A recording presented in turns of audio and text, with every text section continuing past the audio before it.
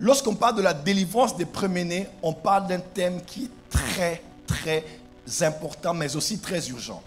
Que vous soyez premier-né ou pas, ce message vous concernera quelque part. Écoutez-moi très bien. Lorsqu'on a enseigné ici dimanche dernier, je vous ai dit que ceux qui arrivent au premier-né arrivent aussi à tous les autres frères et sœurs dans la famille. Regardez le texte de Matthieu chapitre 22 qu'on vient de lire. On dit un homme épouse une femme, il n'a pas d'enfant.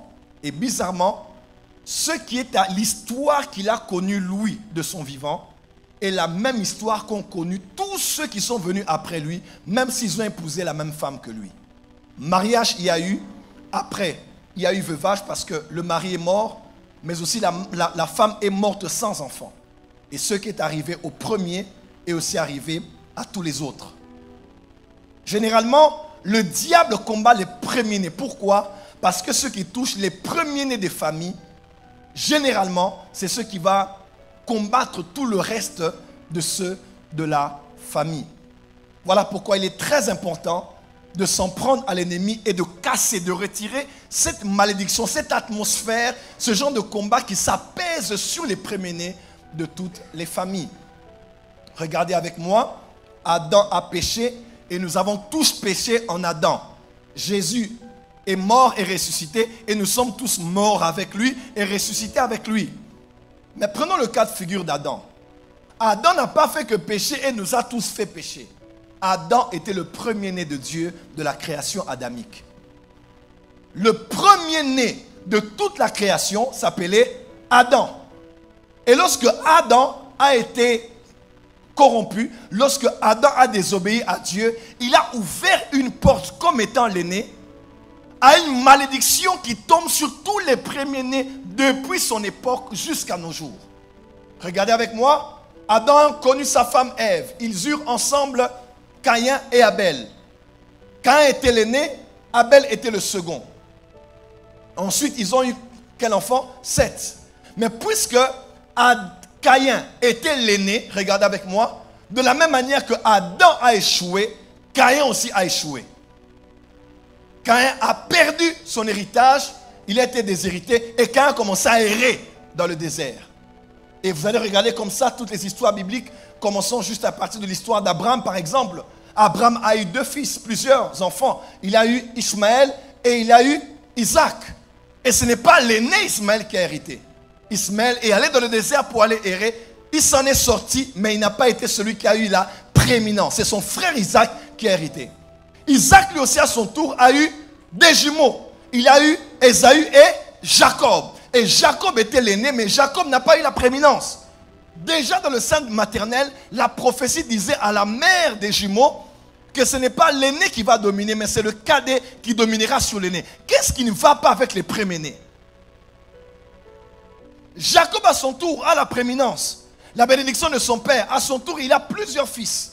Genèse 49, lorsqu'il veut les bénir tous autant qu'ils étaient, tous sont en face de lui. Alors qu'il regarde l'aîné, il dit, toi Ruben, toi qui devais hériter. Toi les prémices de ma force. Toi encore le premier-né. Mais tu n'auras pas la prééminence. Il se tournera 1, 2, 3, 4. Judas, toi, tu auras les hommages de tes frères. Et la grâce qui devait tomber sur Ruben est tombée sur Judas. Dis à ton voisin, qu'est-ce qui ne va pas avec les premiers-nés? Change de voisin, dis voisin. Qu'est-ce qui ne va pas avec les premiers-nés? Amen, amen. Quand on va dans la maison de Judas même, quand on descend de la maison de Judas, de la famille de quelqu'un qui s'appelle Jessé, on connaît l'histoire de Boaz jusqu'à tomber avec Jessé. Jessé, le père biologique de David. David qui a eu la prééminence n'était pas l'aîné. Le fils aîné de Jessé, qu'on appelle Isaïe, s'appelait Eliab. Et Eliab n'a pas hérité, mais c'est le 8e fils, pour certains disent le 7e, le 8e fils qui a hérité. Qu'est-ce qui ne va pas avec les aînés? Et le même David aussi à son tour a eu d'autres fils. Son premier s'appelle Amnon. Et Amnon n'a pas hérité. C'est un Absalom, c'est un Salomon qui allait hériter à la place même de Absalom et de tous les autres. Dis à ton voisin, qu'est-ce qui ne va pas avec les premiers-nés? Est-ce que je peux avancer ici? Est-ce que je peux avancer sérieusement ici? Dis à ton voisin, qu'est-ce qui ne va pas avec les premiers-nés? Et bizarrement dans la Bible, les premiers-nés ont été touchés d'instabilité. les premiers-nés n'ont pas hérité. Ils n'ont pas été à la tête de liste de ceux qui ont marqué l'histoire. Les premiers-nés ont été rejetés. Les premiers-nés ont connu le déshonneur, ont été déshérités, ont vécu dans l'errance, comme Caïn, Ismaël, Ésaü et les autres. Et bizarrement, jusqu'à ce jour, vous allez voir, ça a toujours, généralement été le cas. On a une famille de 4, de 5, de 6. En tout cas, en général, les premiers-nés sont très, très combattus. Généralement frustrés, en retard, revendiquant, je ne fais pas de ça une loi, mais c'est une généralité. Revendiquant une position qui est la leur. Ils se battent pour avoir du travail. Des fois, ce n'est pas facile. Soit ils l'ont, mais ils ont trop de charges. Ils sont souvent isolés des autres. Des problèmes de santé.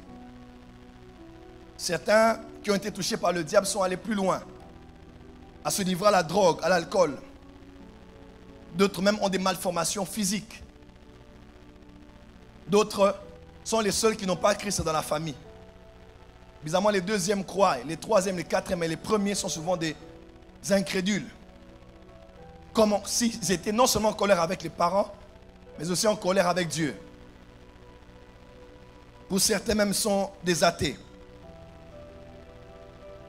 D'autres meurent après une courte prospérité. Certains vivent dans la misère. D'autres continuent à habiter jusqu'à ce jour dans la maison familiale. D'autres sont rebelles à leurs parents, sont les ennemis jurés de leurs parents. Certains ont été maudits par leur père, maudits par leur mère. Et plusieurs autres exemples comme cela. Généralement, les aînés sont très combattus. Et très peu sont ceux qui ont réussi, et non seulement réussi, mais qui ont établi un modèle de réussite pour tous les autres frères et sœurs qui viennent de la famille. Si vous voulez bâtir une famille solide, travaillez les pères, puisque le père est la fondation et le socle d'une famille. Mais si vous voulez produire des enfants prospères, vous devez rebâtir et bâtir le fils aîné, puisque c'est l'aîné qui doit ouvrir la voie pour donner un modèle de réussite à la suite qui va arriver aux autres frères et sœurs de la famille. Il faut que le frère aîné ou la sœur aînée soit celle auprès de qui tout le monde peut aller se réfugier. J'ai remarqué dans l'histoire de Job, lorsqu'ils devaient aller manger et boire, ils sont allés chez leur frère aîné. Parce qu'ils savaient que notre aîné est dans l'aisance financière, dans l'abondance. Et à part notre père qui est prospère, notre aîné a aussi réussi. Et regardez avec moi, quand le diable a voulu toucher tous les autres frères et sœurs, tous les autres enfants de Job, Satan a touché la maison du fils aîné. Et quand la maison s'est écroulée sur elle-même, quand les murs se sont écroulés, non seulement l'aîné est mort, mais tous les autres sont morts aussi avec. Et c'est ce que Satan fait généralement. Lorsqu'il touche l'aîné de tes enfants, il peut toucher aussi tout le reste de tes enfants. Voilà pourquoi ce soir, nous brisons la malédiction qui a sur les premiers-nés. Je dis, nous brisons ce soir la malédiction des premiers-nés. Tous ceux et celles qui sont les premiers-nés biologiques de leur famille, sachez que vous avez une mission. Dieu vous a oint et vous a mandaté pour être le tapis rouge. C'est vous qui allez déballer le tapis rouge afin que tous ceux qui viendront après vous aient un modèle de succès, un modèle de réussite, un modèle de crainte de Dieu, un modèle de consécration. Et Dieu même a dit, de tous les enfants que vous avez, gérez-les tous. Mais moi, je prends le premier. Et le premier sera à moi. Et le premier m'appartiendra. Lorsque Dieu veut toucher le reste, il prend le premier. Lorsque Satan veut toucher le reste, il prend le premier. Dieu a frappé l'Égypte de plusieurs différentes plaies, mais rien ne s'est passé. Le cœur de Pharaon resta froid. Mais pour que Dieu puisse faire tomber le règne de l'empire de l'Égypte de l'époque, Dieu a dit, pour toucher tout le peuple, il faut toucher les premiers-nés. Quand Dieu a touché les premiers-nés, toute la nation s'est effondrée. Oh, tu n'as pas dit Amen. Voilà pourquoi quand Satan veut attaquer ta famille et ta maison, il s'en prendra toujours au premier-né. C'est-à-dire que toi, premier-né, tu ne comprends pas. Et généralement, c'est d'abord psychologique et c'est démoniaque. Parce que quand l'enfant naît, l'enfant est seul, psychologiquement c'est prouvé, puisque l'attention est totalement sur l'enfant. L'enfant est aimé, l'enfant est chouchouté, l'enfant est choyé, l'enfant est le centre de gravité. Toute la terre entière gravite autour de l'enfant. L'amour, l'attention et ainsi de suite. Maman est totalement à fond avec l'enfant et sans avoir prévu cela avec le mari, quelques mois plus tard, maman est enceinte. Et l'enfant ressent qu'il y a quelque chose d'autre qui a commencé à se créer, à se former dans le corps de maman. Et certains enfants même vont donner des coups de poing à leur maman qui sont enceintes. N'est-ce pas? Parce que les enfants savent que quelqu'un est venu me voler là, la place et la vedette. Et quand l'enfant naît, dans certaines familles, la grande sœur est contente, le grand frère est content, mais dans certaines familles, c'est déjà directement la compétition. Et ce n'est pas que pédagogique ou psychologique, c'est une question aussi démoniaque. Satan viendra amplifier des petites choses qui se passent à la maison. On donnera raison à la petite et non à la grande, au petit et non au grand, parce qu'on se dit, toi tu es déjà grand, tu peux comprendre, n'est-ce pas? Mais puisqu'on le fait comme ça, allez, on ne m'aime pas dans cette maison. On ne m'aime pas dans cette maison. On est toujours injuste, on ne me donne pas de la valeur, on ne m'écoute pas. Et vous allez voir des enfants on a des sentiments de jalousie, de haine, de compétition, et beaucoup de problèmes naissent de là. Et ce n'est pas que psychologique, même si les parents font un effort pour avoir de l'équilibre dans la maison, Satan vient toujours là pour dire, chuchoter à l'oreille pour dire, on ne t'aime pas dans cette maison.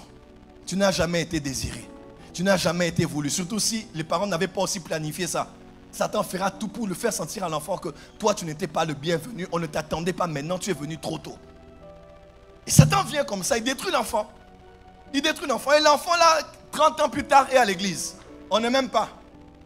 Daddy a salué tel, il a oublié de me saluer. Donc on ne m'aime pas dans cette église. Et ce n'est même pas Daddy, c'est une histoire de 3 ans. L'âge de 2 ans, l'âge de 1 année, l'enfant a commencé à subir des oppressions démoniaques pour que Satan puisse déformer son avenir. Mais je décrète et déclare sur toi, tu seras un aîné différent, un frère aîné différent, une sœur aînée différente. Au nom de Jésus. Acclame très fort.